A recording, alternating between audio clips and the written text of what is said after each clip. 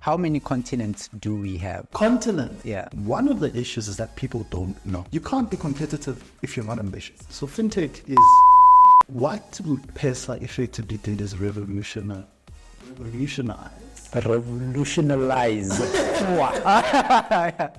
There's a fundamental difference between growth and scale. FinTechs identify a problem and then they go for it. How instant is it from the minute I press send? Yeah. Is it pay sharp? And AI will effectively create more jobs that will exist tomorrow that didn't exist today. The value of the Dogecoin was influenced by whatever Elon Musk will do. Yeah. Painful parts especially in the dark, after it's been raining heavily, being able to say, I own a Facebook share, is something that you might take lightly. Tech, creativity, art. Yes, sir. Welcome to the Millennials Corner, where most of us are lost in a trance.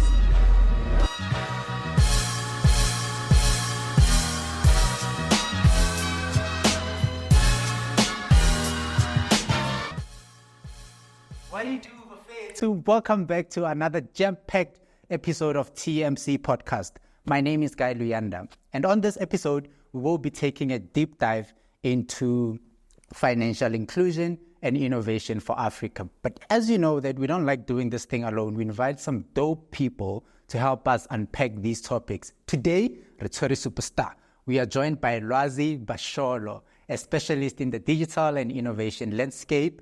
He is currently working as the head of Shyft Africa for Standard Bank South Africa. Right? Got that right, ne? So if you think that that's all there is to this guy, you are wrong. Because this dude Buffet wears so many hats while he finds time to study and play a five-a-side football. And he does all of this while looking super cool.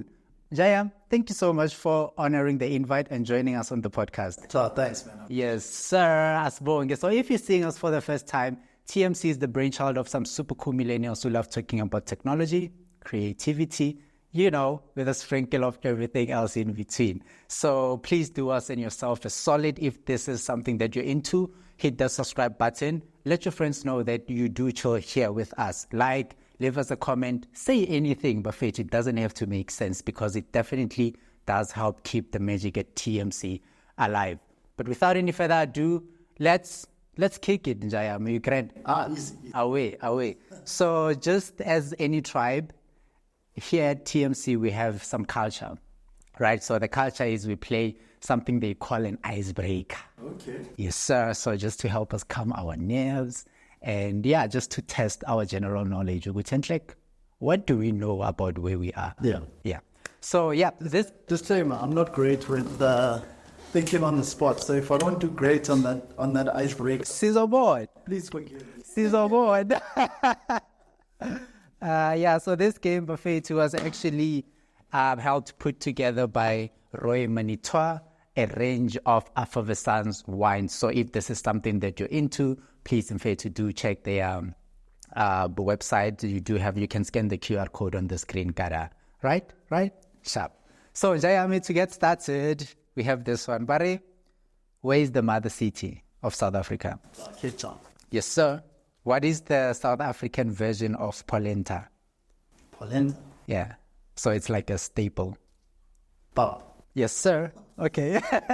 No one about polenta. You could have just said pub. You were afraid. What's the capital city of South Africa?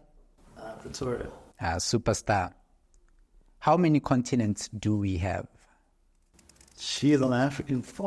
Continent. Yeah. 54.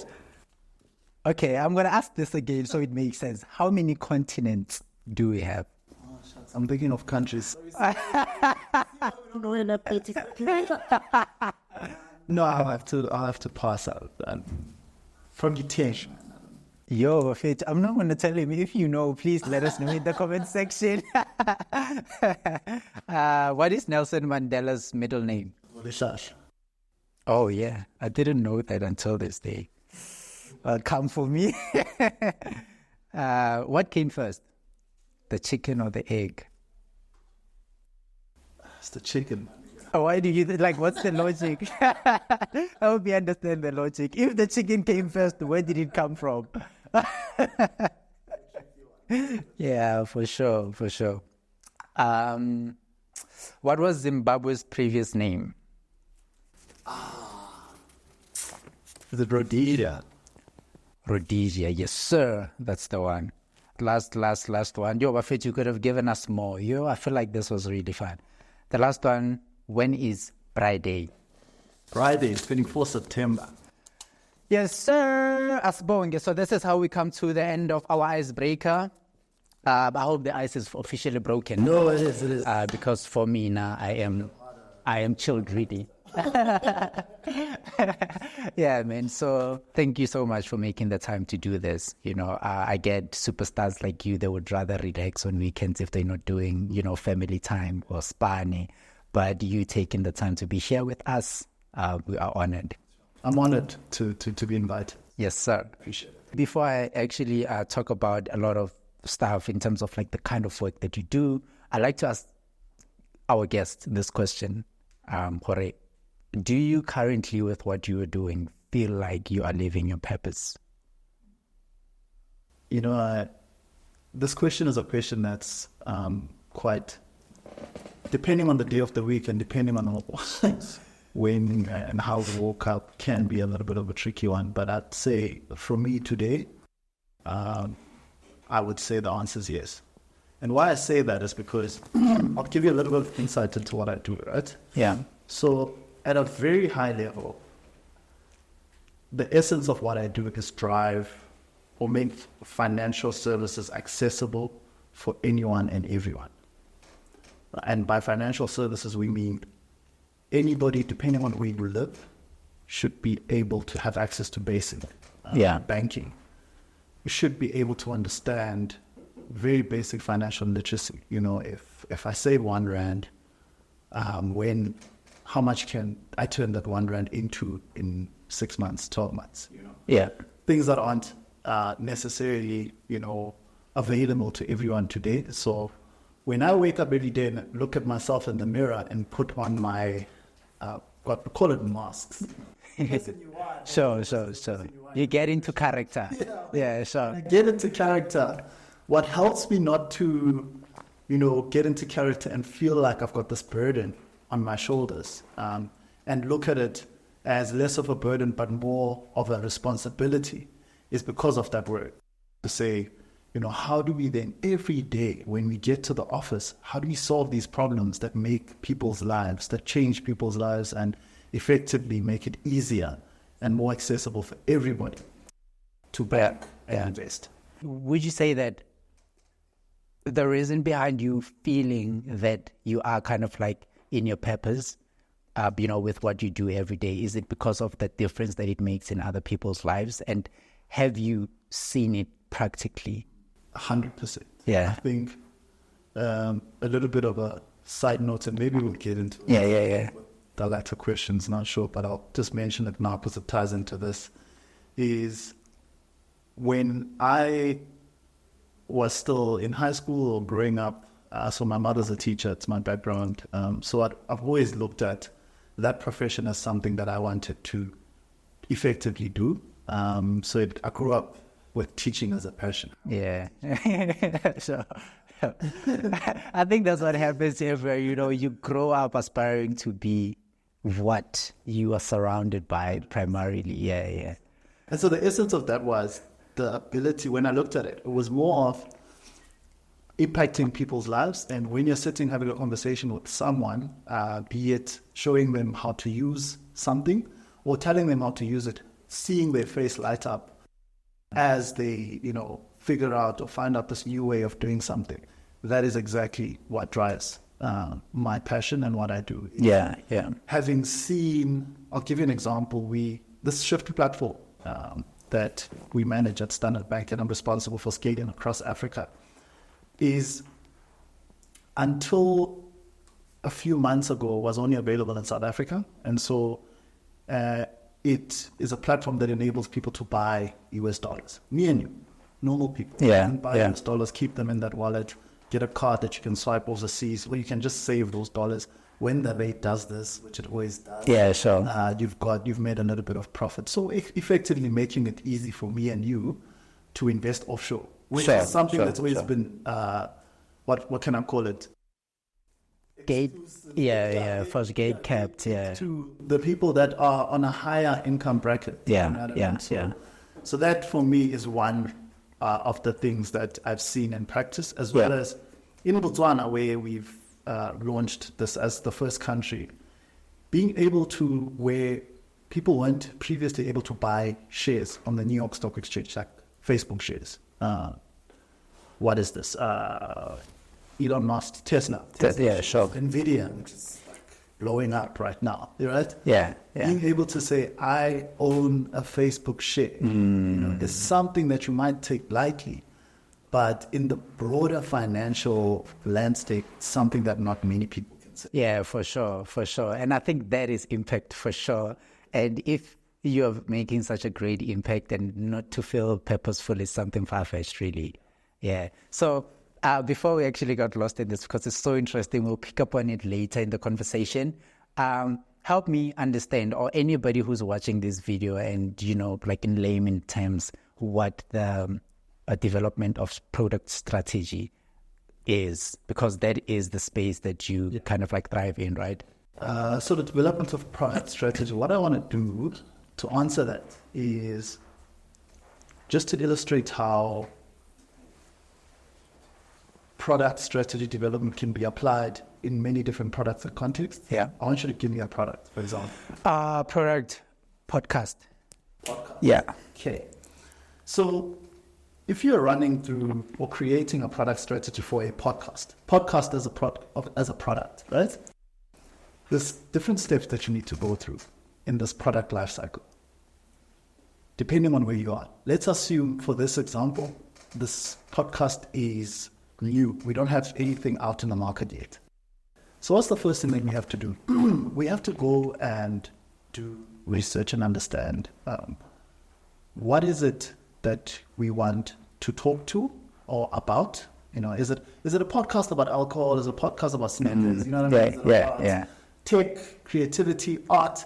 And then once we've done that, then we identify in the market who are those people that are interested in these sorts of things. Sure. Right? So it's almost like if you look at a funnel, right? We start off really broadly and we start to narrow it down. Once we've narrowed it down to the people that we know are people that are potential consumers of this, we start speaking to them. We go, Guy, what is it that you do on a Saturday afternoon? What do you listen to with your spare time? Do you listen to Apple Music, Spotify? Do you watch YouTube? And when you do, what are the type of things that you're interested in, right? And then you go, I'm interested in tech type things. I watch a whole lot of Vusi Thembekwayo. And then you understand the kind of, it's called a persona, and then you group guys. Like you've got persona A, which is a guy that watches a whole lot of Vusi Thembekwayo stuff on YouTube. And then you've got this second group, which is Lwazi, that watch a whole bunch of international stuff, but similar. So there's that golden thread. And then once you understand your target customer and you have a good sense that what the concept that you've got speaks to this customer, then you start to build something, a concept. And then once you've built a concept, you do something. Let's take our iPhones, let's record something, let's put it online, and let's see how people react to it. That's what is called rapid prototype. We sit here and in 10 minutes we come up with an idea, we put together some screens and we say, this is what we've got, Guy. You said you like Vusi Thembekwayo. Okay. We've tried to incorporate some of the stuff that he likes talking about, but also understanding that there's people that like looking at things locally, but also applying an international lens to it. So we added that additional thing. So we speak to everybody across the board. Is there something you would like? And then Guy goes, actually, I would like that. That speaks to me. And then... Or it could be, I would like that, but with, a little bit added sauce. Exactly. Yeah. So yes, Guy goes, I would like that, but maybe add that. Yeah. Lwazi goes, I definitely like that.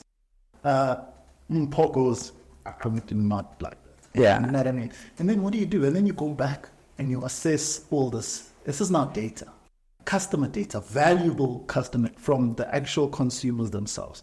And then you go back and you iterate. Yeah. And that's just a fancy word of saying you redo So you go back and you redo it. And you redo it as many times as you need to. And you keep going back to the customer. Why do you keep going back to the customer? Because without the customer, there is no podcast. Without the customer, there is no product. Right? Yep. And then now we've got something that we know the customer will use and consume. We've got a product that we think can work, that we know can work. Now we have to start applying an additional lens of how do we then we don't work or live in a silo, right? There are other factors inside of our organization and outside. So inside micro. So those micro things, what are our core competencies? What are we good at? What do we know for a fact that we do better than the next person? Yeah. That's our micro core competencies. And then there's macro stuff. Like we've got this conversation where today everybody's a political analyst, right? Because of what's happening with the GNU and all these things. So exactly. It's things that are going to fundamentally change how South Africa continues in the foreseeable future. Yeah. And our democracy's maturing, but not to go discussion. But why I mention that is it's important to also be aware of the external environment, like what's happening in geopolitics in South Africa, Nigeria, all these countries that are going at the polls, and what impact does that have on our ability to scale this podcast, make this podcast successful. Things like when somebody says something or Cyril makes a statement and the rand dollar does that now, that the rand goes from 19 rand to 25 rand, and now we can no longer afford to import the equipment we need for this. Yeah, for sure. Function within a bubble or a silo. And I hope that it makes sense within product strategy, when crafting a strategy, if I can just summarize that, right, is you need to understand who your consumer is. So put your consumer and your customer at the center of this product, right? Where you've got a concept and you say, who am I doing this for? Is this person going to use it? How are they going to use it? And you work through that iteration process until you get it right. And then while doing that, you're understanding all these external forces that have an impact directly or indirectly on the success of that product. And then effectively that will inform your strategy to say, do we then put this podcast on Spotify? Do we put it on Apple Music? Or do we just pursue YouTube as a channel? Or do we create an app for this thing? And then now we can start going crazy. Fundamentals are there. It actually reminds me of a framework that Simon Sinek speaks a lot about. I would say that the framework around why people do the things that they do, or product development, it starts with like the why at the center of everything, and then it ripples into your what, your how, your when. So in that context, like how would you apply this specific framework to the strategy of product development? How would you apply it and in sequence? So I think you're right in that you start with the why, right? And I think to that point about putting the customer and saying you can't build, who are you building for? Why are you building this thing? Because I think the why question is important. If I can just spend a little bit. Sure. The why is important is because the why brings you back. When I think we own business is not easy. Nothing is easy, right? But when you start to encounter those challenges from external factors, then that why to say, this is effectively why we're creating this podcast, so we can change people's lives. Fundamentally, then that becomes in what we call your product vision, right? Where you start with your product vision. And then you bring everybody else along in that team that is responsible, that cross-functional team Yeah. that is responsible for delivering on this product. And what I mean by cross-functional team is, I mean, for the layman, is basically different people with different skill sets that are all working towards this why. You've got, we're still doing a podcast. So. The videographer, the graphic designer, you've got the host, Yeah. you've got the guys that edit, you know what I mean? You've got all the guys that are working within this ecosystem, the digital content creators, the lady that cleans the set after we record. So that if we all understand the why, then it's easier to, when we encounter challenges or even bring people along on the journey, to say, this is what we're doing. This is what we want to do. Ultimately, to get us there, can you come along with us on this journey? Yeah. Amazing, man.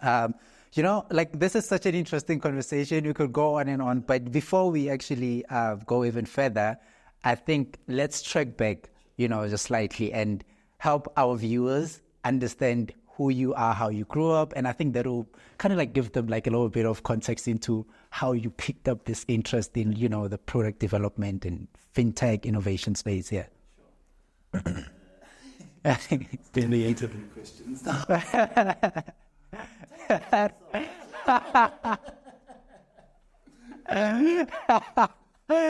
Okay, I'm out working. So I think for me, if I look at my upbringing, so I grew up in Johannesburg, in the West Rand, Johannesburg, but originally from the Eastern Cape, small village called Stadsbreed. Stadsbreed, that's where I think Ifani is from Stadsbreed, right? I'm not sure if he is. Yeah, I think Ifani is wrong. I could be wrong.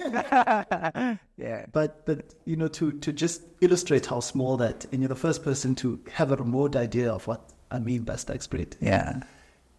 The way that village is so small, you almost have to round it off to the nearest town, you know? And Yeah. that's great, but do you know Bloemfontein? Yeah, so. So you like where I'm from, I always have to reference it with Sure. And another thing is, The same way Alex people would be like, I'm from Sentis. Yeah.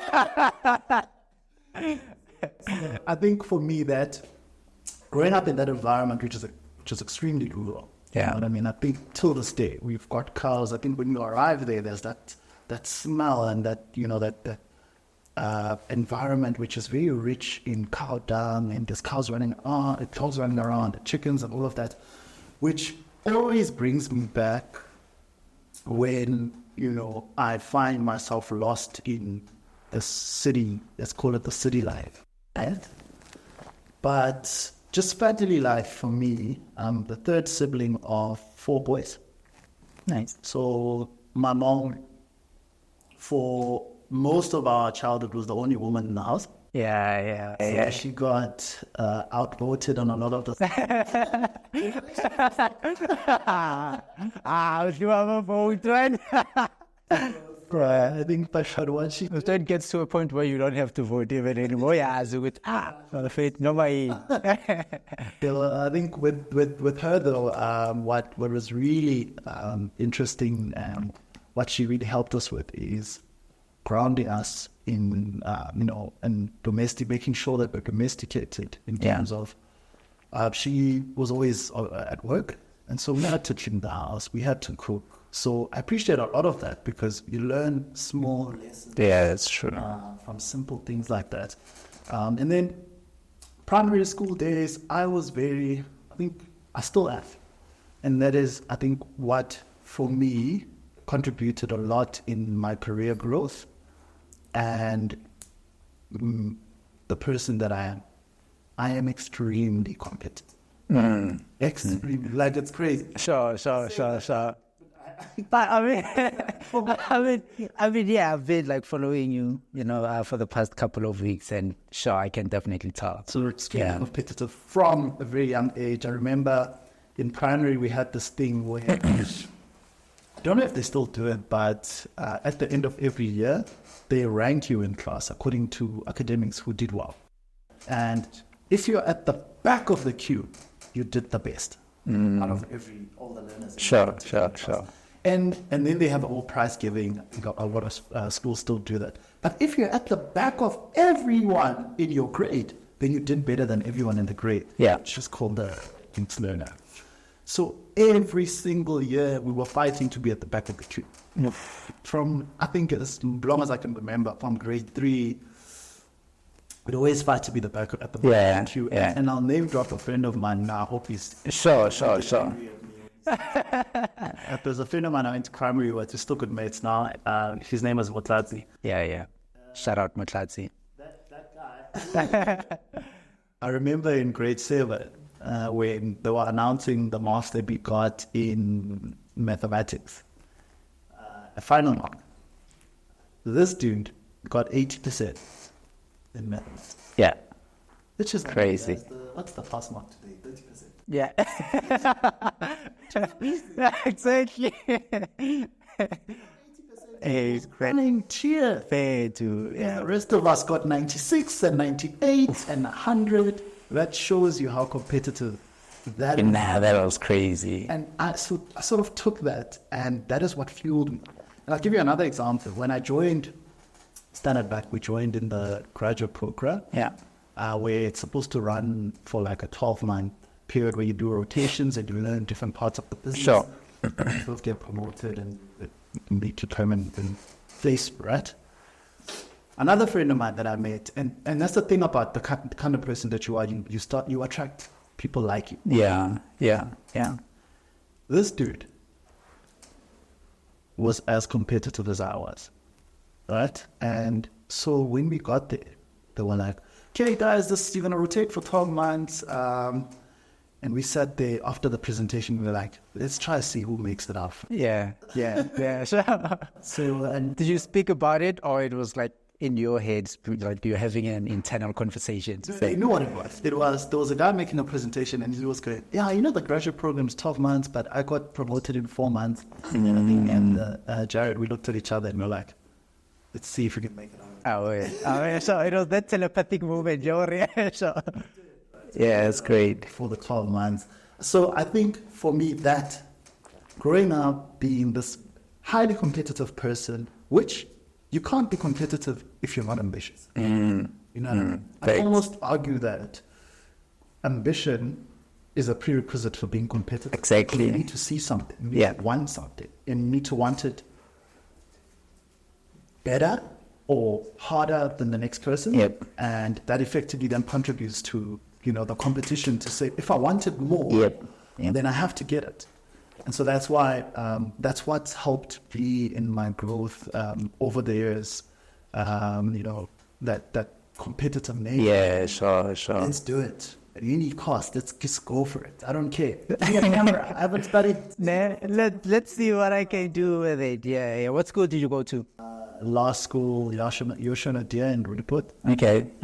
So, high school, I was in, I know people always find it weird, but it's not an all-girls school. It's called Princess High School. Okay.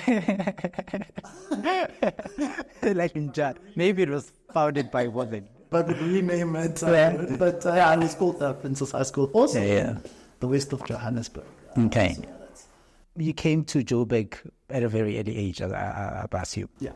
What then leads you to kind of like finding this career that you're currently in and making that decision that, okay, this is like what I want to do? I didn't find it. I didn't look for this. It found you. Yeah. I didn't look for it. Remember? Yeah. I think I mentioned it earlier. I was trying to be a teacher.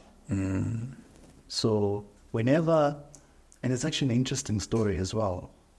Whenever, in high school where those different universities come and they present the courses that they've got, this prospectus and Wits and UJ and come study here.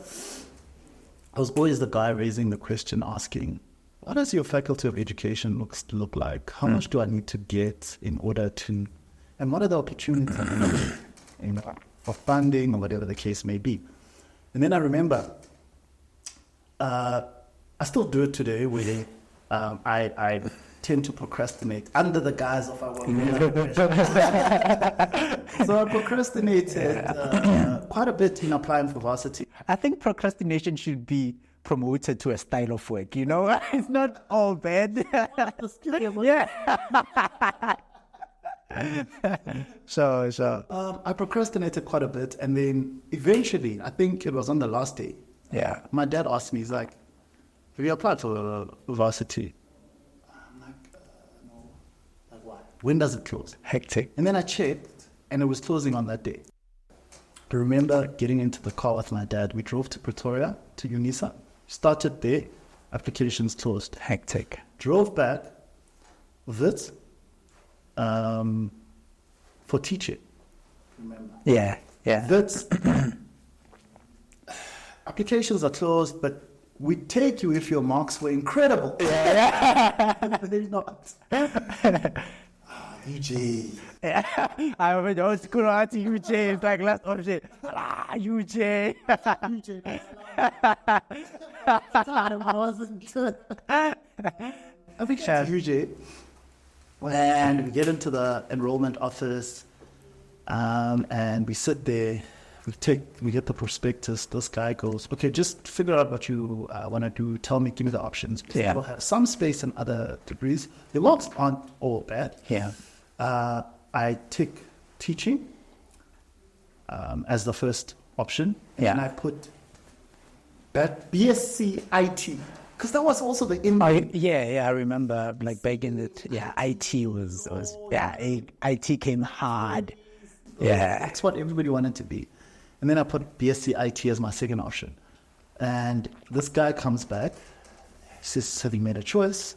But my dad's sitting next to me, have you made a choice? Yes, made a choice. Because while teaching's out because it's full.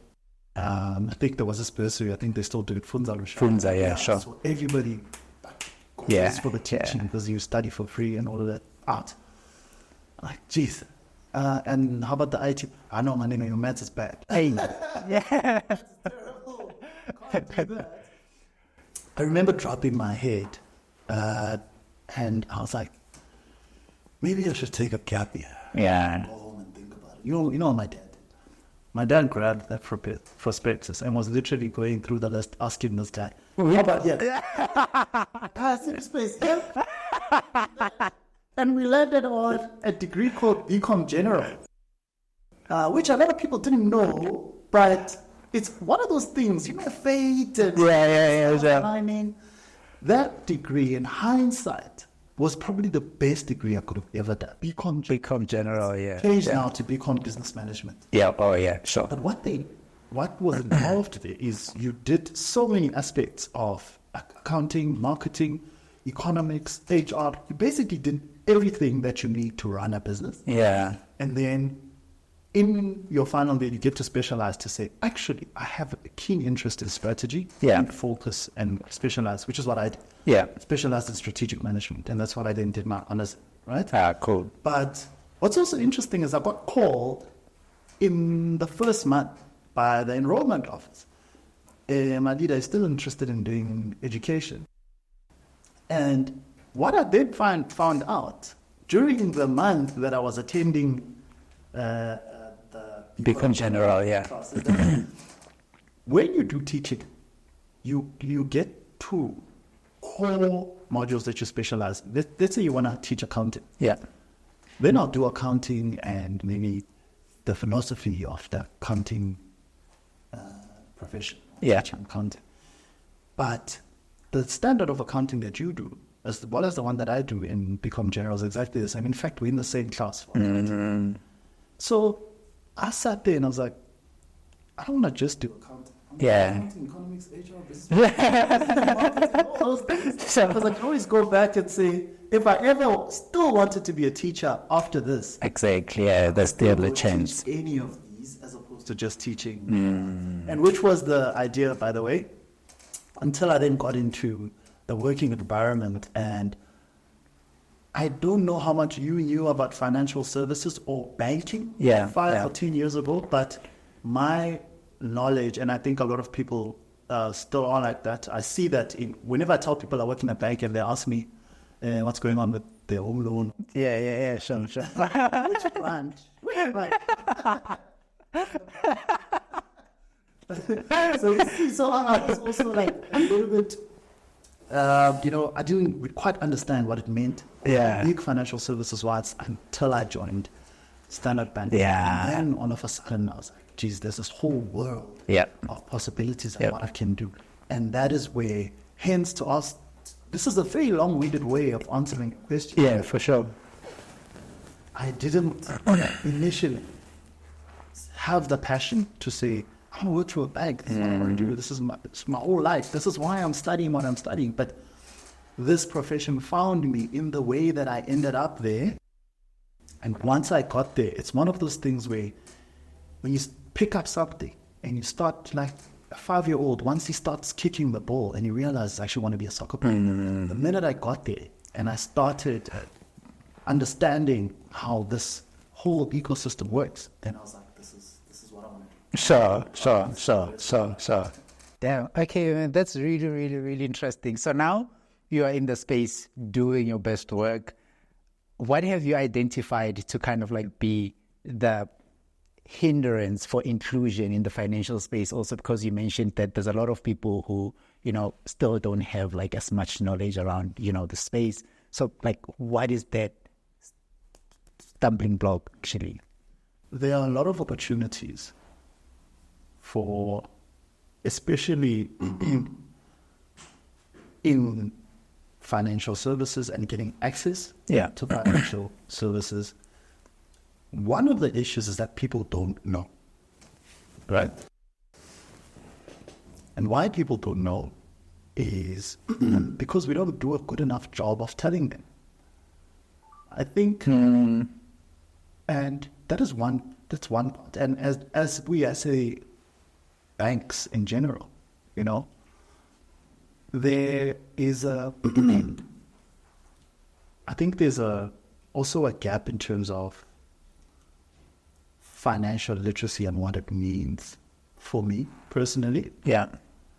And being able to say, we've got 3 different types of people. You've got typical young professional environment that is middle class, is got a car, is got a home, smartphone. Everybody has a smartphone. Yep. Never am Empara week. What's up? The other sort of lower LSM type of market, which is living from, it's called blue collar workers, where there's a domestic that gets paid in cash. There's guys that work in construction that get paid in cash as well. So when I say there is a lack of knowledge, is there are products that exist today on the African continent, more specifically in South Africa, that are designed for those people that can't afford to pay 200 Rand in banking fees a month, 50 Rand. Yeah. Right. And there are those products in order to introduce them into the financial market. Yeah. Because I was reading something the other day, and it said if you have 2 people that work and get paid, and you pay one in cash, you both do work for me, maybe in my garden, I pay you $500 in cash. I pay this guy $500 in his, let's call it a store of value. Yeah. Right? Where he keeps his money. Bank account, it could be bank account, it could be mobile wallet. That's why I say store of value. Yeah. It doesn't have to be a bank account. Sure. And I pay him what he deems to be his store of value. The chances are you'll spend your $500 before him. Exactly. It's like that thing where you have experience when you've got like 100 files. Yeah. And you buy something for 10 Rand. The next 30 minutes, you don't know what you've done with the next 30 minutes. They'll say, once you change it, it's finished, my nigga. Yeah. And I think, like, even when you're driving, where Mama Roboton, there's those guys who are begging. When you have some coins, you give them, but when you don't have, you can always say, Jayadi, I'm going to need stock, Yeah. The hindrance, to come back to your point, the hindrance to financial and inclusion is the fact that we have these great solutions that exist to introduce people into the formal financial market. But some people are familiar with these solutions, and we don't do enough to bring them with us. Instead, banks tend to focus on the higher value customer. Yeah. The guy that drives a Porsche and the Rolls Royce, you know what I mean? And then over and above that, right?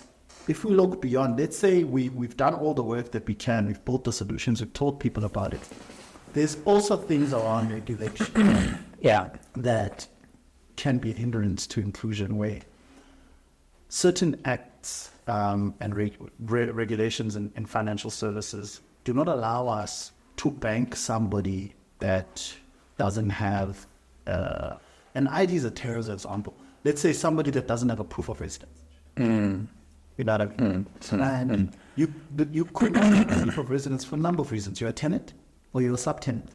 Sure. But the person that you're leasing from is not comfortable giving you that. Exactly. Yeah. You know what I mean? Yeah. And so you have a place to stay, you just don't have a formal. Will a bank take affidavit? Yeah, for sure. Yeah. So there's a lot of things around people. And also the admin of obtaining all those documents. I think it's Exactly. And you're right. And where? Once I've got all these documents, where do I go? Yeah. To open this bank account. I want it. I need it. But where do I go? Is there an app that I can download to quickly scan my ID, quickly scan my proof of residence, and like that I've got an account? Yeah. Or do I need to go and stand in a queue for 20 minutes and give these people fill-in forms? That is friction. Yeah. You know what I mean? Yeah. And with that friction, I could be doing something else. Exactly. So for me, those are the main things that I can say are hindrances, because we've got people have smartphones. You know what I mean? Yeah. We've got quite a young population in South Africa, in Africa. Yeah. But it's the regulation around who we bank and how we bank, and then the digital transformation where we used to do things a certain way 5-10 years ago. Are we still asking people to visit a branch?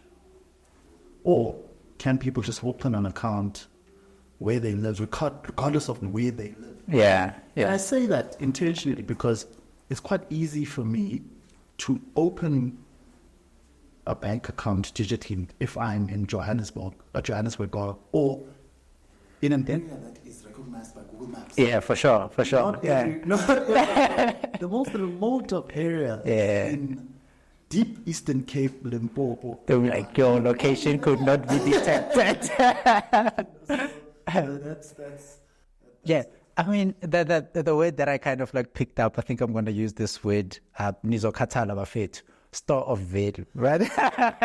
Let's think about like, there's platforms like Best, all right? And I think what those platforms are doing, they're actually trying to encourage more inclusivity, in the banking, I'm like in the financial space, right? So we do have to acknowledge the fact that especially in remote areas, there's a lot of people who are not banked, right? But there is still a need of, money rotating, it could be like in the business that they make, they still need to kind of like earn cash. And like you said, that hard cash is not always like the way to go, because somebody maybe is Eastern Cape. Does that mean now they can buy your product, even if maybe the product that you can sell, you can get to them, even though you're in a different location? So how are these platforms, I get the fact that there's like less friction in terms of like opening them, but how are they changing the banking space rather, or maybe the rotation of money around people who cannot primarily be banked because of different factors. I think this is a very good example. Yeah. I'm doing I'm currently doing my MBA, right? Okay. Oh, shout out. Yes, sir. Yes, sir. I wish I was as excited about it. Ah, man. We're almost there. So it's the title is The Challenges and Factors That Influence the Scaling of Digital Mobile Money Platforms across Africa. And so in obviously doing research about what are mobile money platforms, came across things, platforms like M-Pesa. Yeah. What M-Pesa effectively did is revolutionize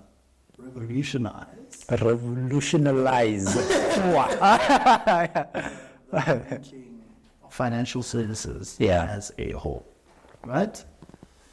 And how did they do this? If you think about the primary function that M-Pesa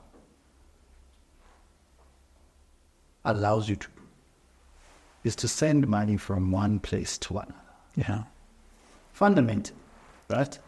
And I guess that's how they started. Now you can do other things like buy airtime, play lotto, Yeah.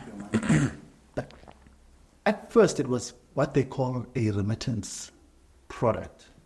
Remittance is basically moving money quickly from there to there. And why was this an industry or something that was ripe for disruption? Payments. If you look at the African continent, there is a lot of movement. And we can elevate it above and talk about the African continent, and then we can bring it to more of a macro when we talk about South Africa. But let's start here on the African continent. Yeah. Right? We've got a movement of diaspora from country to country for different reasons. In search of opportunities, running away from war, and whatever issues that might be occurring in their home countries. Yeah.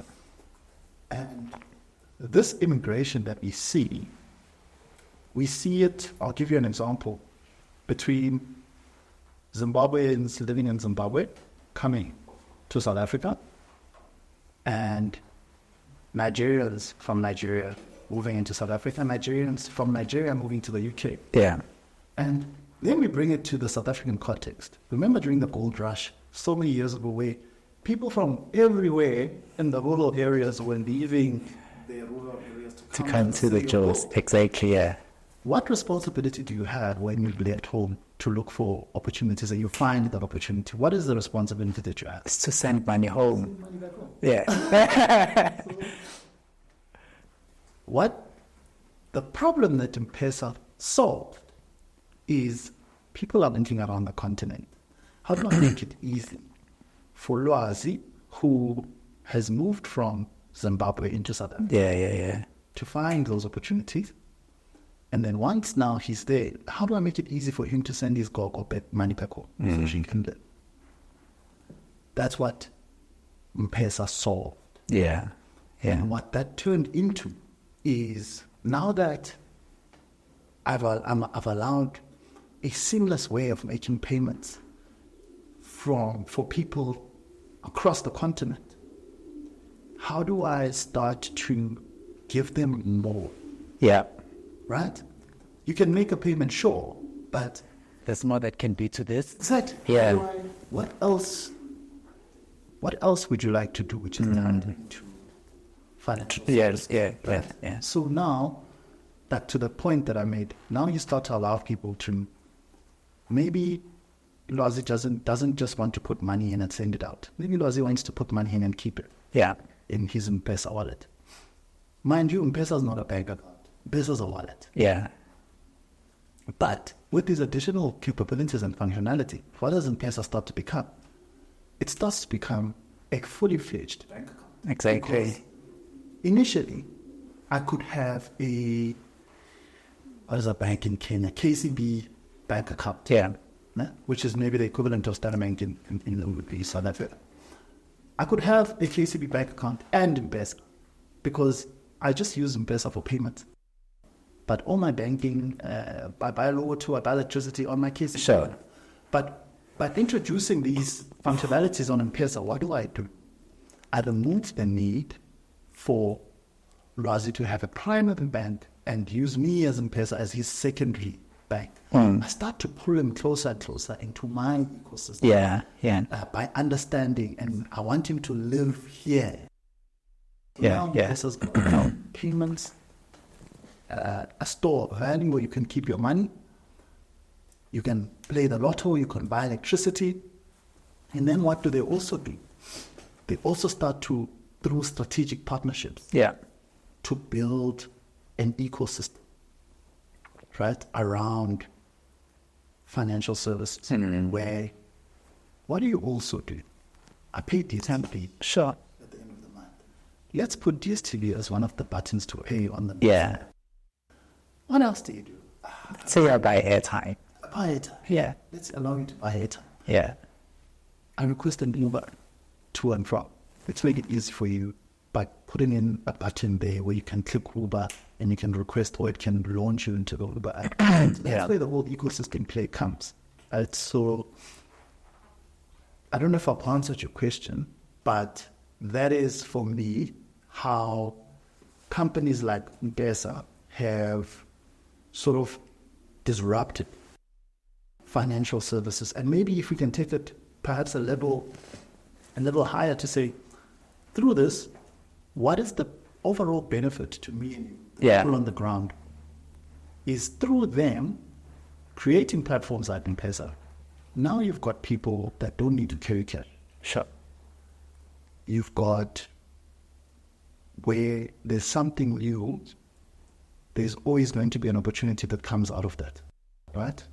Where you've got people running businesses and accepting M-Pesa payments. Because now it's a cash heavy. Like the example you made, I'm selling shoes, I courier them to you. Exactly. Via wherever I used to courier. Then now you need to pay me. Do you need to bring the cash? And just send me M-Pesa. You know what I mean? Yeah. And it's actually that. It is that. Like M-Pesa be the money. It's really easy. and you know that you've created something that is really groundbreaking when it becomes synonymous. Like the Colgate of the toothpaste. Exactly. Yeah. Like it's on everybody's tongue. Exactly. Yeah. Whenever you think money, you think M-Pesa.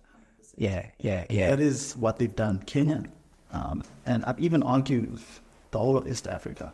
But do you think this kind of like creates like a disruption for like, you know, the mainstream banks, like your standard banks, like your Absas to, how do we compete with this platform that is really making money so accessible for the general public? It definitely creates competition. Yeah. But, and we're discussing FinTech. But I don't remember, and we may or may not have defined what FinTech is.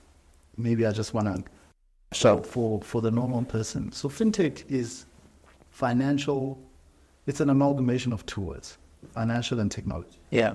Right? Which creates this new technology which is called a FinTech. FinTech is a technology. And why I say that is there's obviously the ongoing conversation about the competition and the threat to your, let's call them dinosaurs. Yeah, sure. Like the old and like banks that have been there for 150 years that have legacy systems and can't move. You know, if you think about it, dinosaurs huge. Yeah, for sure. To move a dinosaur is, But if you've got a FinTech, which is a tiny, like, capability. Sure. Doesn't look to take, not FinTechs do, they don't take They don't solve all the bank's problems. They will identify a small problem with big value like M-Pesa. What M-Pesa solve? Payments. Exactly. You know what I mean? They didn't go, I want to build a bank that will, will open accounts and do all this thing, and give people home loans, and will sell people cars, car financing, and all of that. They didn't say, let's do that. Okay, so fintechs identify a problem, and then they go for it. And I think the scariest things about platforms like that is because the marginal cost is zero, really, and they become super scalable. Yeah, that it's super scary for the dinosaurs, really. Yeah. And so, to your point about the competition, it depends how we look at it. Yeah. It depends where you're sitting. There is not anybody and everybody can open a bank. The startup costs for opening a bank is massive. Hey, man. To obtain a banking license. Yeah. What does that do? That creates an opportunity to say the essence of a fintech is they move quick. Yeah. They're flexible. They design a product that they can take into the market quicker than the normal dinosaur. Yeah. So where most banks have seen it or not, again, depending on where you're sitting, is you can either look at a fintech as competition or you can look at them as a partner because they're offering financial services technologies. Who's got the financial services license? I mean, you do as the dinosaur. Yeah. So in order for them to deliver those products, why not partner with them? Exactly. Yeah, because you have the flexibility to move quicker. Yeah, then let's support that. Let's support that. Yeah. Let's give you, we've got the license, we've got the balance sheet, we've got the resources. Yep. Instead of going, we don't want anything to do with you, let's go, how do we then build something that will ultimately benefit or our customers or change the financial services in Africa or South Africa. Sure. And how do I get something through this partnership rather than nothing by allowing it to go and partner with someone else or figure out how to still offer that to my customers. So there are banks that fintech as competition, but I think fundamentally that view is changing where it's more, I think as more fintechs realize how difficult it is to actually do this and offer financial services, they're turning more and more to banks to say, hey guys, we're talking smack about it the other day. But can we? Because I mean, like the cake is big, man, for everybody to have a slice, and the quickest way to really move forward, I think, is through collaboration. Because if now we're focusing on bashing each other, we lose, we don't gain anything. But I like the bashing game about brands. I really do.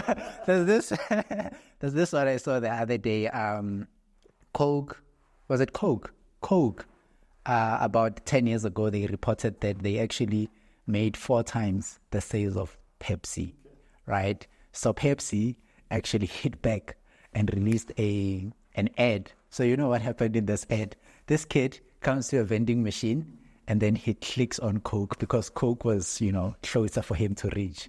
He clicks Coke twice and then he takes those cans of Coke, he climbs on top of them so he could reach for Pepsi. Oh man, I was like, that was such a cool impact. Yeah, that was a cool impact. But yeah, I mean, I think collaboration is just like a great way to move forward, whether you're a big company, but dinosaurs, so we call them, or you are a startup. Collaboration. Can't stress this enough. And speaking of collaboration, right, the kind of work that we do, it depends on like a lot of people with different expertise, which they say in terms of we work in cross-functional teams, right? So as somebody who day-to-day engages with different stakeholders in a cross-functional team, how do you kind of like engage them, on perhaps different ideas or, so how do you engage with like different stakeholders? I think this is something that I'm learning. It's quite important to understand, going back to that vision, what is the overarching product vision? And how do I, through giving you a sense of what this vision is for this product, bring you along on the journey? And what I mean by that is, if I'm having an initial engagement and discussion with you, it is quite important that I give you a sense or a flavor of what is it ultimately that we're trying to achieve. And we'll say it loosely, has changed people's lives and make financial inclusion, for all. Right? Sound like a political party. So how do we then start to appeal to people's consciousness? By firstly giving them what that vision is broadly, and then understanding what is it from a personal perspective. What I've seen in my role, I travel the African continent quite a bit. Yeah. Right. One of the things is language, where language is the quickest way to sort of break down any barriers. Yeah. Because if you work in an environment where I'm sitting in South Africa, right? But I'm effectively responsible for delivering the product across multiple geographies, then you have to trust me. And you have to be willing to go that extra mile for me. Because that's ultimately what it is. Exactly. And so once we've broken down that barrier, I can call you at 10 p.m. I can call you at 12 and say, dude, I've got this presentation. It's due at 8 in the morning. Please do me the solid. And one of the things that I've seen specifically in Botswana was we were engaging with these guys on Teams calls before I went into country. And even when I went, I spent a few days there. We speak English, as a universal language, speaking English. And then one of the days, because I'm close, I don't think a lot of people expect, your Tswana to be as good. Okay. And on one of the days, after like a few drinks,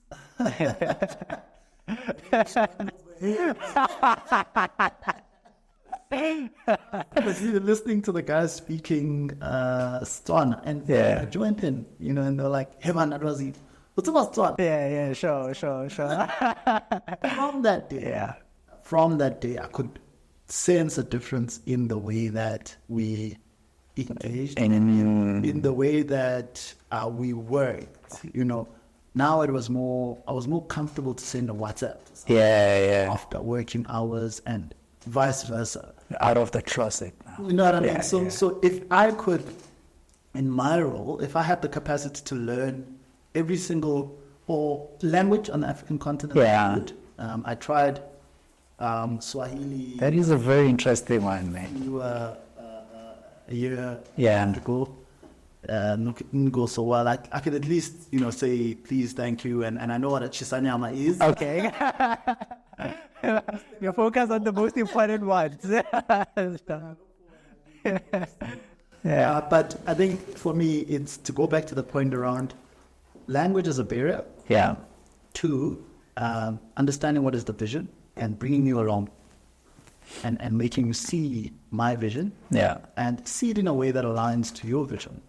People last in organizations, not because they get paid well or anything. Yes, it's a factor. Yeah. But it's very difficult to stay in an organization or to even work with people where you feel like your goals and visions are not aligned to their goals and visions. If we are all seeing from the same sheet, then it's easier to say, when we have those challenges, we're working towards the same thing. At least we're both not sleeping at night. Sure. I mean, language is a very interesting one, man. I mean, so obviously it's like, the first medium to break the ice or, to get the message across. But I never really thought of language as a way for people to relate. I get communication, but a way for people to relate, and it gets me thinking, Jorge, if we could actually teach all these complex things in our home language, would it make it easier for people to really grasp, But anyway, that's a story for another day. That's a story for another day.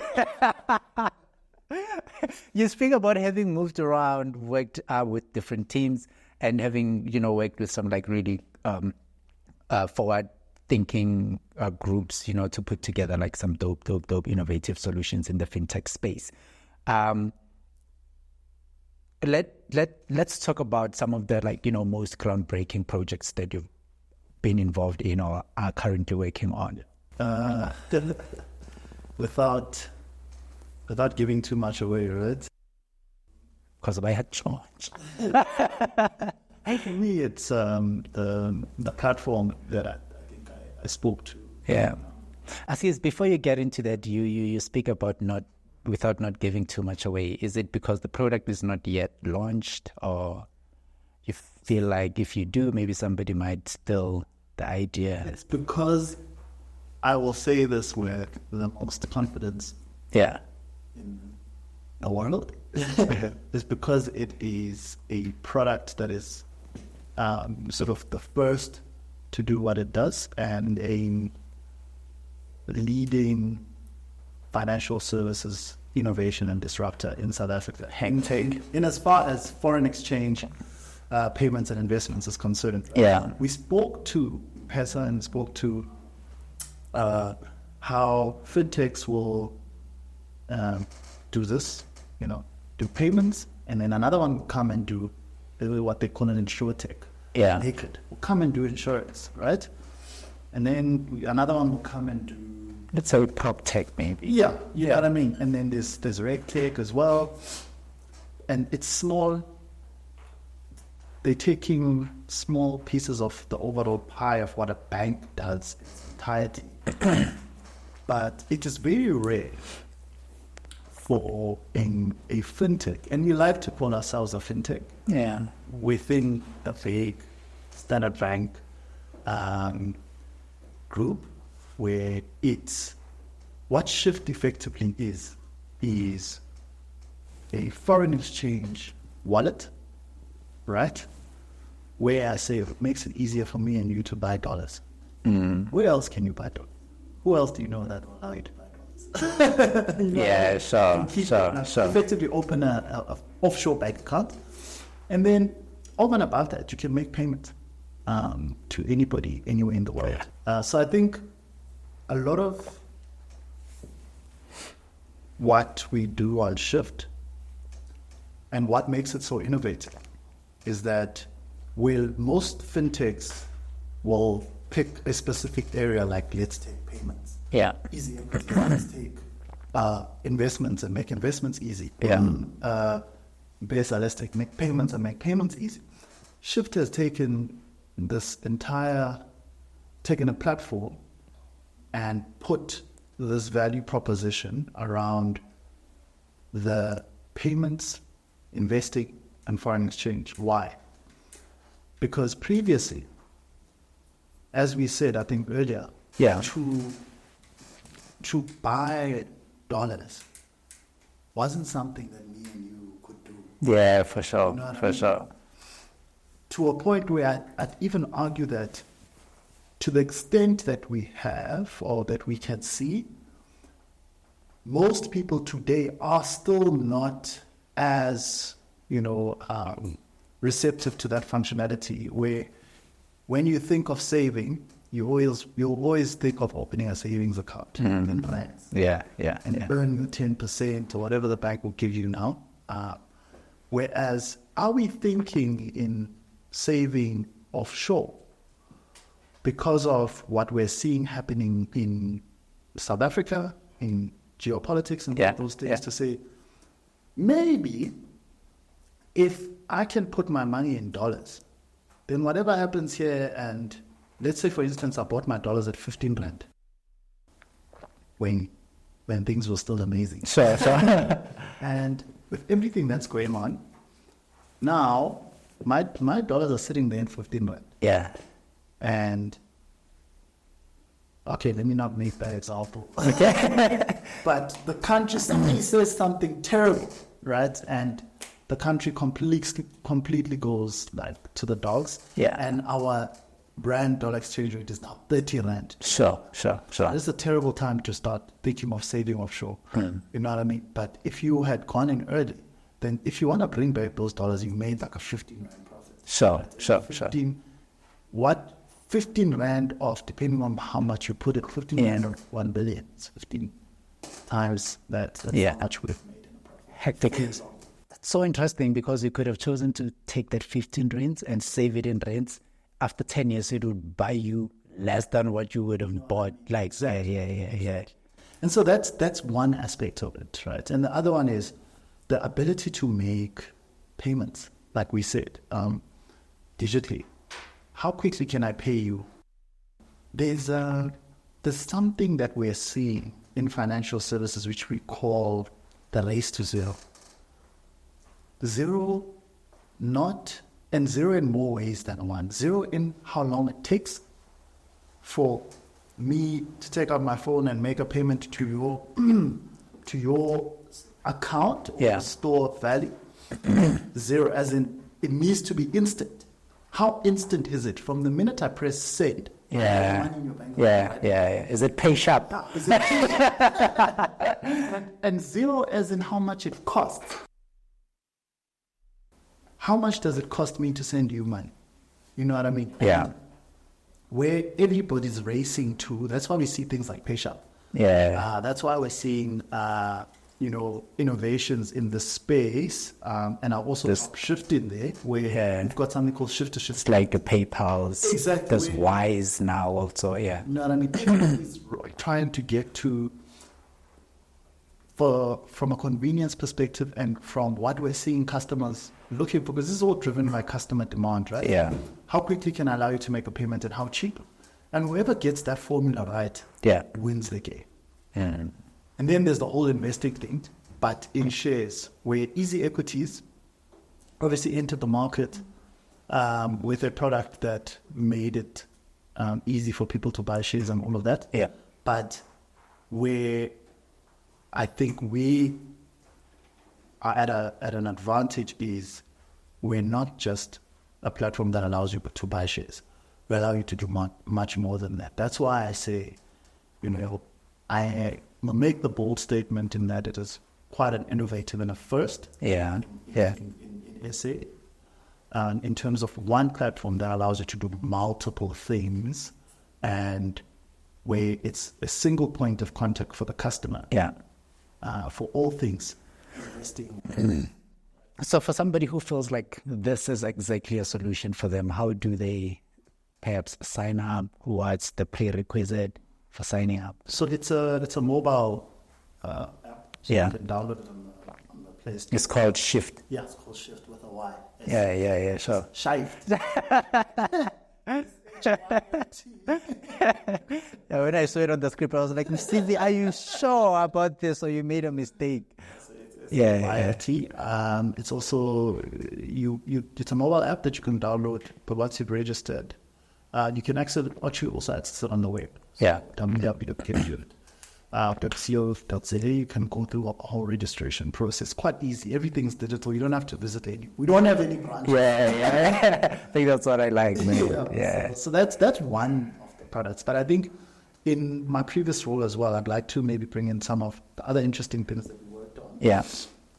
This is my previous life when I was in insurance. I won't say for how, but I was in insurance. And I think one I wouldn't say for how long. One of the memorable projects there was a CSI initiative that we built in collaboration with Discovery. Yeah. Discovery issue. So I was at Dow Direct and we built this platform where you could report potholes. Oh, yeah. Nah, I remember that was a big one. Yeah. Sure. It's about what is my pain? You know, painful potholes are, especially in the dark after it's been raining heavily. You know what I mean? So we built that, and we've got an interesting project where we obviously had to collaborate between us and some of the guys at Discovery, and there was also one that actually won't mention, but that was something that was meant to disrupt the traditional insurtechs. Yeah. No, not traditional, but insurtechs, where you've got Naked. Sure. The ability to insure your smaller items, and you can pause your cover and all those things. Yep. Well, this was something that we were building inside this big giant, where it was supposed to compete with these ones, where it would sit head to head next to these products. And one of the things that it was meant to do was also enable you to sort of where you can also pause your cover, but also be insured according to how far you drive and how long and how often you drive. Okay. And this was specifically important during COVID because a lot of people were working from home. Yep. And a lot of people were actually giving back their cars or cancelling their insurance. I'm not driving. But yeah, so there's no risk of, I don't need that, yeah. And I'm not even driving anyway. So in an attempt to anticipate those and say, instead of losing Guy altogether, because I don't have a product that appeals to him because I don't drive, how about I give Guy an alternative, which is still within the same group, that he can say, let me switch my cover from this to that. And here, I don't pay if I don't drive. You know what I mean? And I'll still remain insured with you, so we don't lose him altogether. Yeah. So that was one an exciting project for me as well. And you spoke about Wise earlier. I think I think Wise is amazing, man. It is. But it's pretty slow. I haven't used it, but we had some discussions with them in terms of how do we to this strategic partnerships thing. Yeah. And then look at what they're doing and potentially look at recollecting, some of the money, because it's mostly a payment platform, particularly from like international, international, like PayPal. Sure. There's a lot of people that work in, and that's the other new sort of boom, if I call it that, that's happening, where there's less people that are working fixed contracts. Yeah. But this thing with gig workers, it's called gig workers. Yeah. I work and I do projects for overseas companies. I teach English for 30 minutes. Yeah, for sure. I get paid $50. Yeah. Right? So how do you bank someone like that? Because the payment is not a regular payment, but they still need a capability to bring money into South Africa. Sure. And that's how you capture, that's how PayPal and Wise have said, we use us and we'll enable you to take the money and send it. Yeah. I think the only difference between PayPal and Wise is that Wise does not have like a store of value where like they keep your money. Yes. It's like they send the money straight to your account, whereas with PayPal you can actually store your money. Amazing. So actually the guys on the ground had a question that they wanted me to ask you. I hope I don't butcher it, right? But the question was around blockchain, right? As you may know, that there's a lot of international companies that are embracing the use of crypto or the use of crypto. So in terms of like South Africa, have we kind of like also embraced like blockchain and the use of crypto, and how far are we with that, and what are the regulations around it? Okay, I'm not going to claim to be an expert on blockchain. Okay, cool. But what I will say is as a pre-qualifier to that, to answering that question. Yeah. The thing with innovation, and blockchain is an innovation. Yeah. The thing with innovation is that it somehow happens at a rate that is quicker than regulation. What do I mean by that? You will, in most cases, have a technology like blockchain, which is there. People are using it. And you've got the South African Reserve Bank holding their heads going, how do we regulate this? What are the rules that we need to put in place? How do we block those? How do we block people from taking advantage of it? How do we tax? Yeah, sure, we can't. Yeah, for sure. So in most cases, innovations like that, and we saw the same thing with Facebook. Yeah. Facebook came as an innovation, and the POPI Act came out. Yeah. You know what I mean? Yeah. So yeah. you'll find a lot of these innovations that come and disrupt the market, and then the banks, the South African Reserve Bank, are then working backwards to say, before we rubber stamp this thing as an accepted way of making payments, or a product that will include in our value proposition, let's first figure out what are the potential risks here. Yeah.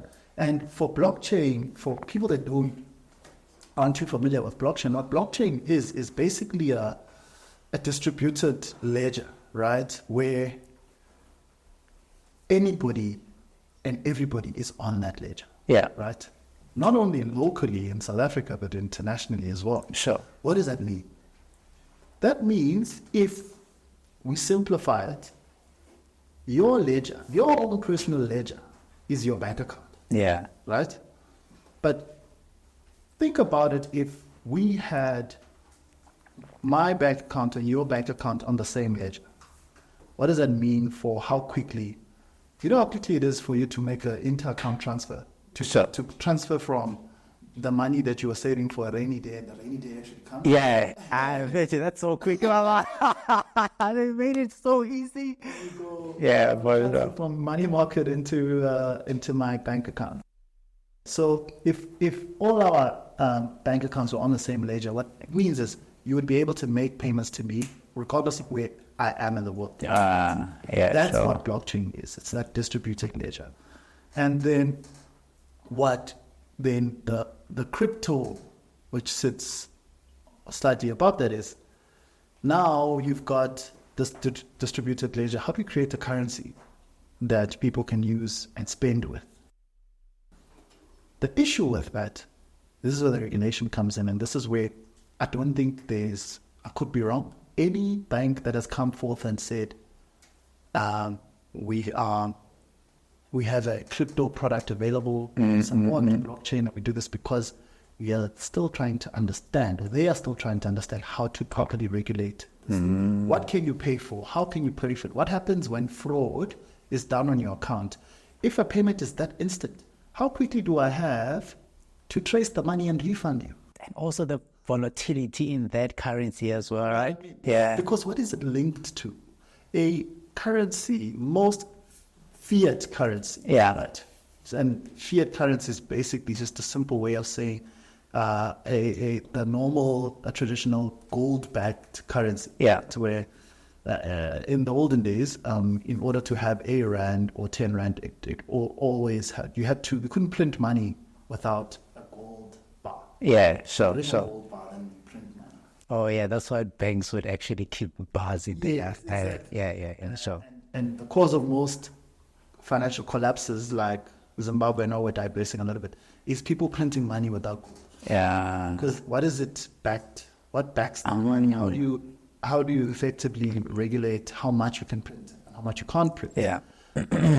What's the collateral? What's the security? So with cryptocurrency, what is it linked to? Which price is it linked to? Because with fiat currencies, there's always an underlying value that is linked to a price. Crypto is, to your point around the volatility of it, is the fact that it's not really linked to a specific physical what do you call commodity? Yeah. And that's why I'll make an example with Dogecoin, because that was one. Yeah, Dogecoin, like made flames. What happened to it? It died out, ne? Yeah, collapsed because the value of the Dogecoin was influenced by whatever Elon Musk would do. Yeah. It's ridiculous. Yeah, for sure. So if he said it's good, the value went up. If he said, I don't want to get into this whole crypto thing, I'm getting out, then it tight. Yeah. People were selling all their Dogecoin, right? And what would influence again? Now we're talking economics. Mm-hmm. What also influences the price of these things is supply and demand. How many people are buying this thing? How many people want it? How many people have it? If it's in high circulation, that also influences the price. If it's easy to obtain, also influences the price because anybody can get it. Yeah.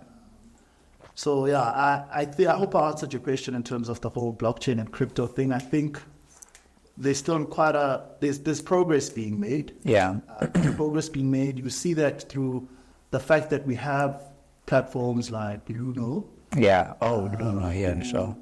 Actually allows you to buy a blockchain, a fractional blockchain. So if you have $100, and I'm not in any way marketing. If you have $100, you can buy a blockchain, and you will own 0.0000. Blockchain. Sorry, not blockchain. Bitcoin. Bitcoin. Yeah, sure. So how much is it worth today? 60,000 rands. $60,000. Hectic. Yeah, ne? So, okay, Tangu, you answered me, G. Okay, Asborg. Sorry, on the value of Bitcoin, can I tell you a story real quick? Sure. When we started working 2016, late 2016, early 2017, with a couple of my friends, we came across this Bitcoin thing. I came across Bitcoin in late 2016 when I was still in varsity. Yeah. Not giving away my age. Because one who sees will keep up a calculator. So, and when I came across it, and that time was a very weird time because there were a lot of these Ponzi schemes.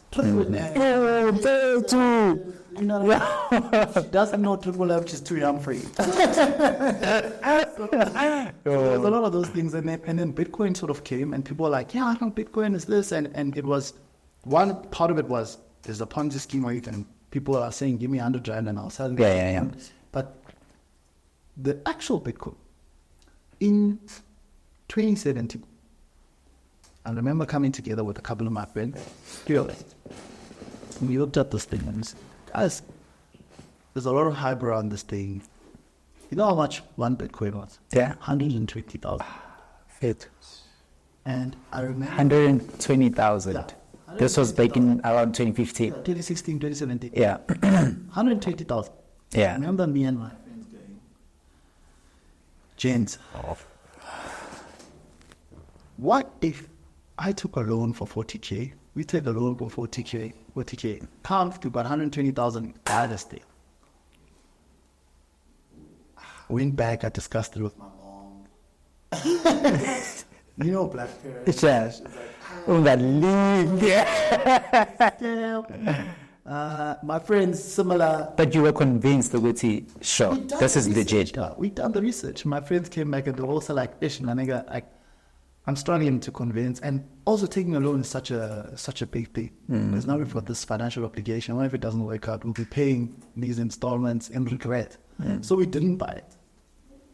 And then, I mean, we all know the story about it. Then later on, we caught up. And how I remember the story was, we were looking at the value of Bitcoin 2020, 2021, when it was $500,000. Yeah. And we're like, gents, had we bought that one, how much would we have? We would have 5x to that principle. What we have today when it's like, you just said like, like $1 million rand or whatever, you know? Okay. So, I'm not saying anything. Okay, so King. So King, I love stories, man. I was so drawn in that one. Why did we not know about it? So they actually talk about, great ideas, kind of like having this potential to reach millions, right? But also there are challenges to scaling businesses. Could you talk us through like some of the challenges that would actually, that would limit how big a product would grow? You spoke about scale, right? Yeah. So some of the challenges to scaling a business. Well, and I think it's quite interesting when you discuss scale to firstly understand what scale is as compared to growth. This is not the same thing. There's a fundamental difference between growth and scale, right? Scale is going from one customer to 1 million customers without significantly investing more resources. Yeah. Growth is going from one customer to 1 billion customers, but you have to invest the resources to get you there. An example there would be if you're running a call center business and you need to hire 500 more people to make 500 more sales or 5,000 more sales. Yep. Versus an email marketing company where you can send one email to 1 million people. So that's the difference between growth and scale. And one of the things that hinder scale, especially on the African continent for services products, is we need to understand that there is no one size fits all. What works in South Africa might not work in Botswana or Malawi or Mozambique. Sure. So what makes it extremely challenging, and that is from a customer perspective, from a regulatory perspective, and also from a technology perspective. Yeah. Because if you think about the smartphone penetration levels in South Africa as a result of smartphones getting cheaper and mobile network coverage infrastructure, we're now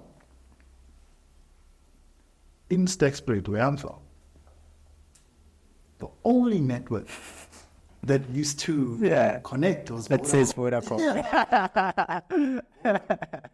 Yeah, that's the best in the country, right?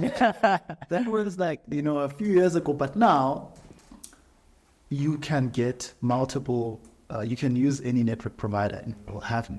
Yeah. So that just shows the investment in the mobile network infrastructure. Yeah.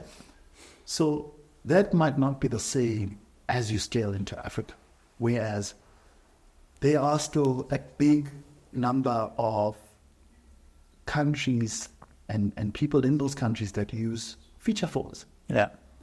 As much as we'd like to think everybody's using a smartphone, because you can now get a smartphone for $500. Sure. It's not going to be great. Or even less on Facebook Market. Yeah. Exactly. So there's still a large number of people on feature phones. And that hinders scale, particularly for digital type or digital first businesses or platforms. And then there's again the customer sort of nuances from South Africa into other African countries, and that speaks to the point around if we are a mobile first country that uses, where every second person uses their phone, Apple Pay, to pay for something, where it's even, I find it weird now when I have to take out my physical card and put it in there. Yeah, no, it doesn't make sense. Like I was like, am I living under a rock? What's happening? Yeah. Tell you my card. Yeah, for sure. Not the same. I haven't had a card for a while now. Yeah, and it's okay. That's what we want. But those are the nuances that hinder scaling platforms across, because you need to be aware of the geographical nuances and complexities that exist. I haven't even touched the regulation, because regulatory bodies like where you've got in South Africa the South African Reserve Bank, in Botswana the Bank of Botswana, the Bank of Zimbabwe, etc. They have different views and different risk appetites in terms of things like mobile phone, banking on the mobile phone, using data or keeping data on the cloud. Yeah. How are we allowing people to do that? Should we be allowing people to do that? And so when you think about scaling your business, it is important to understand the different nuances and not leave the hat to say whatever we've done in SA, this has worked in South Africa, it will work everywhere. Yeah.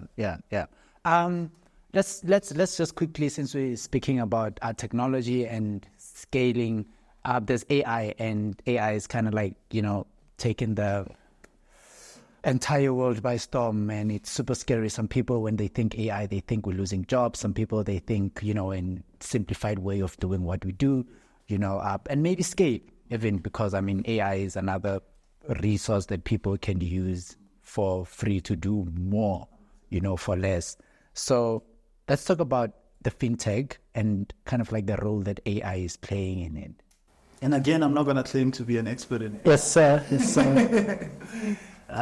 So the thing about AI is there's a school of thought that says, to your point, AI is bad. AI is going to steal our jobs. AI is replacing our jobs. Yeah. And then there's the other version that says AI is good. AI is simplifying the way that we do things. And AI will effectively create more jobs that will exist tomorrow that didn't exist today. Mm. Because 5-10 years ago, we didn't have a job title that is a data scientist, Sure. or machine learning model analyst. Yeah. So where I'm sort of seeing there's something called in digital and innovation, an incremental innovation, and then there's a 10x innovation, which completely changes or disrupts, right? Yeah. The incremental innovation from a banking perspective for financial services is we start to see the introduction of artificial intelligence in the way that we bank, and building those kiosks. Yeah. Not those kiosks in McDonald's where you can order. Yep. If you think about something called a phygital branch, it's physical and digital mashed together. People are like Phygital. Yeah. Okay, that's the like mashing these. Yeah. There's something called a phygital branch where it's physical and digital. Mm-hmm. Yes, if you want to go speak to a bank teller, go. By all means, go speak to them. Yeah. But understand, there's certain things you can go to that bank teller for which are much more personalized. Yeah. And there's the normal day-to-day banking. If you want to visit a branch, go do it there. Right? Yeah. That's more on the incremental side, where small innovations. Sure. And then 10x is more. Do we need branches? You know what I mean? Yeah. That's more. Let's think completely out of the box. Let's not even, branches don't even become places where we bank. Yeah. Branches become places where we meet people. Yeah. I want to go meet my banker for coffee. Sure. I'm tired of chatting. I just want to go and complain. Just be a Karen, So be that on the So that is where it comes in. And so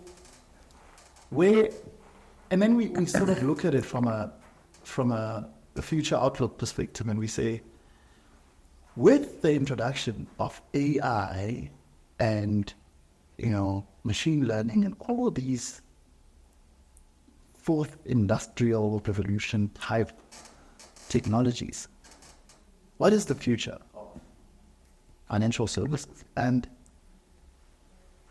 is that future scary? I'll say the future is, it can be what you want it to be. Right? I love to hear that. On one end, it's a future that I believe is one that is hyper-personalized, where your app and my app look completely different. Sure. We bank with the same bank. Sure. Because as you engage with your app and as you transact on a daily basis, your app is constantly learning Guy. What does Guy like? What does Guy do on a Friday afternoon? What is the first thing Guy does when he wakes up? There's those consents that we say yes to say, yeah, you can collect my information and Sure. to make this experience better for me, right? Then that's where now on your app, if you're not someone that makes payments regularly, like you're a person that effectively invests more, your app is the app for the investor. If you open your app, it's like showing me your portfolio. Sure. It's showing me my spending patterns. Yeah. KFC, the movies, what's up. So, technologies and mine is one that is, as I said, hyper-personalized, where on one end, the experience is tailored to you. Yeah. On the other hand, you spoke about complaining. It's a more easier way to engage or to get things resolved quicker. Yeah. Through the introduction of chatbots and all of these things. And I think we've barely scratched the surface of chatbots. Yeah, for sure. Because they are all time to learn, right? Yeah, but there's also like evolution in the chatbot space, where now they're introducing like human-led chatbots. Yes, instead of like being like a robot behind the chat, because that's like primarily like the way that businesses are recognizing to be the primary people engage with them, and especially on the website, because that's like the first touch point that customers would engage with your business. So if we can make this chatbot to be as tailored as possible, like it would greet you with like a message that is relevant or personalized to how you engage with the website. It will ask you like you basically like has a human who is tracking your movement around the website, and when they engage you with the right message at the right time, and then that kind of like makes the experience a lot better. Yeah. It knows why you're coming before you come. Sure. You got stuck somewhere, and it recognized that that's where you got stuck. Yeah. And before you can finish typing, after you say hello, it goes, "Hi, I see you. Yeah. You're struggling to make a payment. Can I help you?" Sure. So that's why I say, I started that statement to say, is that future one that is scary?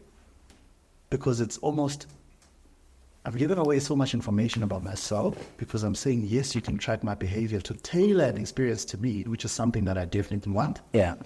But what happens when that information gets in the wrong hands? You know what I mean? Yep. So there is that other element to it, to say, again, innovation tends to move faster than regulation. Are we, in parallel to building these things, understanding enough the risks that might come? Where there's something called a deep fake. I don't know if you're familiar with it. No. It's an artificial intelligence where they take your picture and they can take a couple of your pictures, put it in this model, take your voice, and it will effectively sound like you, look like you. Oh, okay. On a like a laptop or a phone. Okay. So if you think about it in terms of where we want financial services to go, to say, do I really need a branch? Maybe not. Because you just said you need a branch to go complain me. Yeah. Right? Yeah. If I can complain on my app because there's potentially a human on the other side, do I really need a branch? Maybe not. Yeah. And if I don't need a branch, then how do I authenticate you to say, am I really speaking to Guy? Yeah. Over and above biometric authentication, then we start to get into the realm of voice. Yeah, that's scary. Retinal. Yeah, that's scary. Biometric authentication. And with that are things like deep fakes and all of that posing a threat to say, if I can demonstrate something that looks like me and sounds like me, then it means I can get access to somebody's bank, or someone can get access to my banking profile. Yep. And, effectively clean. And I would not have any way of proving that this is not me. Yeah, exactly. And how would have the bank like potentially picked that up? Yeah. So that is So not to turn this into like a very depressing. Yeah, but it's scary as it is, man. Because there's people who've been scammed like that. Yeah. Yeah, there's like a bunch of stories online about people who were like, I had a voice that was sent to me via voice note. It sounded like you. I gave them my details. Yeah. So as quickly as, at the speed at which we, the innovators for change, the innovators for, purpose and to deliver solutions that bring value to people's lives, there are people that innovate on the other spectrum with the introduction of 1, 2, 3, 4, 5, 6. How can I scam? Or how can I gain access to people's bank accounts? How can I do this? How can I do that? And so to that point around how quickly are we regulating these things? To be how quickly are we building solutions to counteract things like cybersecurity threats and any fraud. Sure. Amazing stuff, man. There's actually like, did I get to here and I would stay here longer, but they're gonna kill me, these guys, because we are like out of time, Abo. I'm just gonna ask you, the last question, like buffet to not 2 minutes, but anyway, King, for somebody watching this and they're like, okay, this sounds like a really interesting, space or career path. Or maybe they kind of like your demeanor and they're like, okay, this person, I would really like to be like them and whatever that they are doing. Would you encourage somebody to actually take that path, or what would your advice be to them? My advice, I definitely encourage people to take this path. That's point number one. Yeah. I'd also encourage people to become teachers. It's safer. So effectively what I mean by that is I encourage people to become anything they want to be. Yeah, dope. But I think in that, the underlying message is, what is key is that you don't get stuck on what you have learned. Because I studied ecom business management. Yeah. Right? And so, but on a day-to-day, encounter problems that are largely tech, user experience, user design, and things that I would have never thought I would be doing on a day-to-day basis. Yeah. So what is important more than what you know is what you are willing to learn. To say, are you a lifelong learner? Because I can tell you now, when I was in university, the role of a digital product owner did not exist. The role of a UX, UI designer, UX researcher didn't exist. The role of a graphic designer was different to what it is today. Yeah. And so if you went to school and studied something like that with the view that you want to be that for the rest of your life, I've got news for you. Okay. That constantly changes. Yes, there are things like being doctor. Yeah, for sure. You know what I mean? But I'd even argue that even there, which is probably a story for another time, things like health tech, where people are printing hearts, people are printing kidneys. So how do you then become a doctor in that landscape or in that environment? Yeah. So just coming back to the point is, yes, I encourage people to be in product development if you are that type of person that is passionate about solving problems. Yeah. And seeing the problems that you've solved in action. Yeah. There's nothing like being able to speak to someone about a platform that you've worked on and ask them how the experience is interacting with that platform. Without being emotional about it. Yeah. I didn't realize that this is how you use this because I actually intended it to be used like this. Yeah. So, just lifelong learner. Don't be too stuck on what you know, but more interested in what you can learn. And when I say learn, I think I want to make a very important point. Because we often say lifelong learner and we say learn. And when I say learn, people are thinking online courses and all of this stuff, And yes, learn the domain knowledge that's critical to you doing well or understanding a specific area of focus, but do not discount the fact that you can learn from anyone and everyone, and it doesn't matter how much more educated or less educated that person is. Yeah. You can learn more from your gardener. Exactly. Maybe that cleans your helper. Yeah. Than you'll imagine, but you need to open yourself up to that. Yeah. To approach conversations in that manner, and not that you know everything. Okay, this is how we come to the end of it. Okay, well, I mean, if there's anything that I have to take away from this is that keep learning. You know, like you would never know who has like the information that could change your life forever. So this was like a really, really, really insightful episode. Wish you could stay here longer. But yeah, if you agree, or we should call Lwazi for a second episode here to, you know, delve deeper into some of the things that we really like scratch the surface on, please let us know in the comment section. But anyway, thank you so much for chilling with us. Thank you. Subscribe and blah blah blah. All right, thanks everyone for watching. Do say that or comment in the comments. Link and subscribe to the TMC Millennial Corner. For millennials. Bye, millennials. Sure. Yeah. Yes, sir. Well, that's Thank you.